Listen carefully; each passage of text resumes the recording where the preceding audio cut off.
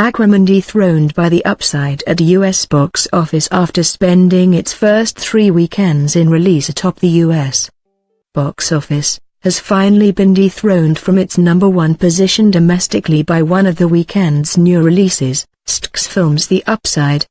Hitting theaters just a year after the Justice League was seen as a general disaster, has already passed $1 billion at the worldwide box office and has become the new DC Extended Universe standard for commercial success.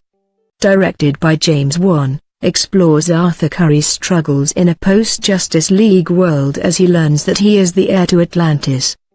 Even though he is cast as an outsider, Curry must step up to the challenge to save not only his own people, but the entire world. Is driven by a star-studded cast that includes Jason Momoa as Curry, Nicole Kidman as his mother Atlana, Willem Dafoe as his mentor, Trainer Vilko, and Amber Heard as Princess Mera. The film has been lauded as visually stunning and has received relatively strong critical reception with a 64% critics score and 79% audience score on the review site Rotten Tomatoes. Box office after bringing in an estimated $17.26 million this weekend. Just over $2 million less than The Upside's $19.59 million haul. Per Box Office Mojo, has finally been unseated in its 4th frame at the US. The Upside, a remake of the French film The Untouchables and starring Kevin Hart and Bryan Cranston, drastically outperformed industry expectations due, in part, to the film being recut to a PG-13 version from its original R rating. Rounding out the top 5 for the weekend were 3 films from Sony, the new release A Dog's Way Home and Holdovers Spider-Man, Into the Spider-Verse and Escape Room.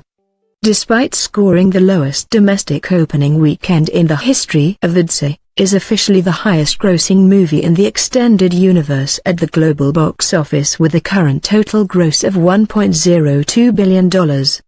This doesn't include Christopher Nolan's The Dark Knight and The Dark Knight Rises entries, which both grossed over $1 billion worldwide. As they aren't part of VidSay, the success is due primarily to the film's international appeal, with 72% of its gross coming from overseas audiences, which includes $287.3 million from China alone compared to $287.8 million domestically. By shortening the marketing campaign and scaling back the publicity, helped correct VidSay's marketing misfires of the past to set the film up for greater commercial success.